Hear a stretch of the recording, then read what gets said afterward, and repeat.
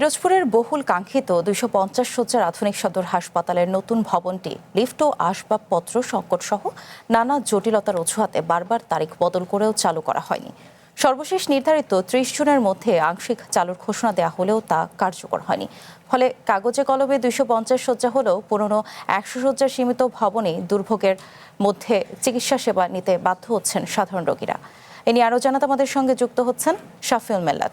ইতিমধ্যে জানতে পেরেছে যে সর্বশেষ ৩০ জুন নির্ধারিত তারিখ ছিল ভবনটি চালু করার, কিন্তু কেন তা এখনো সম্ভব হলো না সে বিষয়টি জানাবেন, এবং পাশাপাশি আরেকটু জানতে চাই যে মূল দায়িত্ব কার বা কোন দপ্তরের গাফিলতি রয়েছে এর মধ্যে।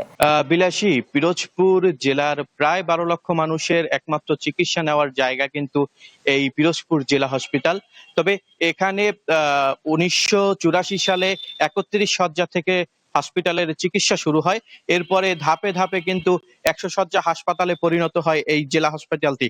এরপরে কিন্তু এই জেলা হসপিটালে ২০২২ সালে নির্মাণ কাজ শুরু হয় এখানে একটি আধুনিক জেলা হসপিটাল হিসাবে, যেটি কিন্তু ২৫০ শয্যার একটি হসপিটাল। তবে এই হাসপাতালে আহ বারবার আসলে উদ্বোধনের তারিখ ঘোষণা করা হলেও কিন্তু এই হসপিটালটি চালু হচ্ছে না। এই সর্বশেষ ৩০ জুলাই কিন্তু এটি চালু হওয়ার কথা ছিল, তবে সেটিও কিন্তু আলোর মুখ দেখেনি।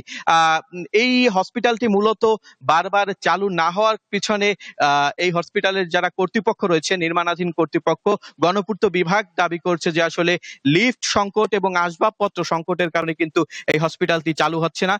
গত দুদিন আগে গণপূর্ত বিভাগের প্রতিমন্ত্রী যিনি আহমেদ সোহেল মঞ্জুর রয়েছেন, তিনি কিন্তু এই হসপিটালটি ভ্রমণ করেছেন এবং তিনি যেটি জানিয়েছেন যে খুব দ্রুতই এটি চালু হবে। তো আমি এই বিষয়ে গণপূর্ত বিভাগের সঙ্গে কথা বলেছিলাম। গণপূর্ত বিভাগ থেকে তারা যেটি জানিয়েছেন যে আসলে আসবাবপত্র এবং লিফট ক্রয়ের যে সময়টি রয়েছে, এই সময়টি আসলে পূর্ণ হলেই খুব দ্রুতই এটি চালুর কথা রয়েছে। তবে আশার বিষয় যেটি গৃহায়ন ও গণপূর্ত প্রতিমন্ত্রী আহমেদ সোহেল মঞ্জুর যেটি জানিয়েছেন যে আসলে আগামী কয়েক সপ্তাহের মধ্যে কিন্তু এখানে যে জরুরি বিভাগটি রয়েছে সেটি চালু করার আশ্বাস কিন্তু তারা দিয়েছেন। তবে আমি সিভিল সার্জন যিনি রয়েছেন পিরোজপুর জেলার হসপিটাল কর্তৃপক্ষ, তাদের সঙ্গে কথা বলেছিলাম। তারা যেটি জানিয়েছেন যে আসলে যেহেতু হসপিটালটি একটি বহুতল ভবন, এখানে আসলে লিফট যদি হয় সেক্ষেত্রে রোগীদের সেবা দেওয়াটি সহজ হবে। আমি যদি হসপিটালটির ভিতরটি একটু দেখাতে চাই, যে